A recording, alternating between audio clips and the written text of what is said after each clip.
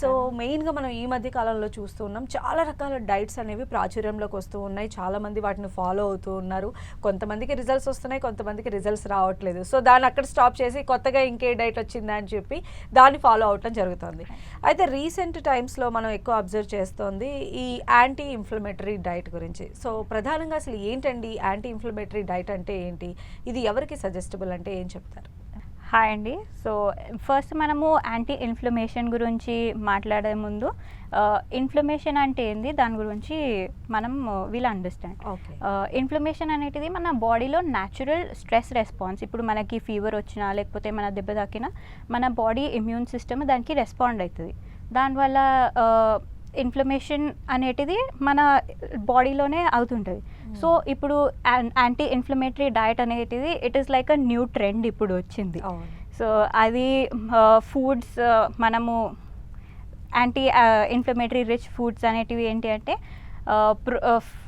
Anti oxidants, ఇంకా good fats, ఇంకా fibre content, ఇవన్నీ ఫుడ్స్ రిచ్ ఉన్నవి తీసుకుంటే మన ఇన్ఫ్లమేషన్ అనేటిది, బాడీ ఇన్ఫ్లమేషన్ అనేటిది తగ్గుతుంది. ఓకే, అసలు ఇది లోపల ఎలా పనిచేస్తుందండి? ఫ్యాట్ బర్న్ అనేటువంటి అంశం ఇక్కడ ఎక్కడ ఉంటుంది అసలు ఈ ఫుడ్ తీసుకున్నప్పుడు? ఓకే, సో మనము యాంటీ ఇన్ఫ్లమేటరీ ఫుడ్స్ అనేటివి లైక్ ఐ సెడ్ ఇప్పుడు ఫ్రూట్స్ అండ్ వెజిటబుల్స్, దీంట్లో good amount of antioxidants ఉంటాయి. దానివల్ల ఈ బాడీలో అయితే ఏదైతే ఇన్ఫ్లమేషన్ అనేటిది అయిందో ఈ ఫుడ్స్ వాటిని తక్కువ చేస్తాయి. Okay, right. So fruits and vegetables and good ఫ్యాట్స్లో ఎగ్జాంపుల్ ఒమేగా 3 ఫ్యాటీ యాసిడ్స్, ఇవన్నీ బాడీలో రెస్పాన్స్, ఈ స్ట్రెస్ రెస్పాన్స్ అనేటి వాటిని తక్కువ చేస్తుంది. అయితే ఇలాంటి డైట్స్ అన్నిటినీ కూడా మామూలుగా ఎక్కడో సోషల్ మీడియాలో చూసేసి ఫాలో అయిపోతూ ఉంటారు కదా. యాజ్ ఎ డైటీషియన్ మీరు చెప్పండి, జనరల్గా ఇలాంటి ఫుడ్స్ ఎవరికి రికమెండ్ చేస్తారు? దీనివల్ల ఎవరికి ఎక్కువ వాళ్ళు చేస్తున్నటువంటి ఆ ఫుడ్ ఎఫెక్ట్ అనేది బాడీకి చూపిస్తుంది అంటారు? ఓకే, సో డిఫరెంట్, ఇప్పుడు I think everybody should focus on a balance diet.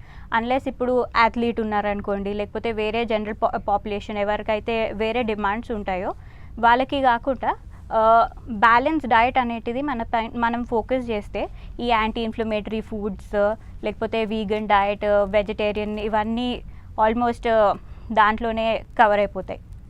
So మనం basically balance meal according to NIN guidelines ఏంటి అంటే, మన ప్లేట్ ఉందనుకోండి, half of the plate should be covered with vegetables. ఏ ఫామ్లోనన్నా vegetables, ఇప్పుడు మనం సాలెడ్ ఫామ్లోనన్నా లేకపోతే కూరగాయలు చేసుకుంటాం కదండి, క్యాబేజ్ కర్రీ,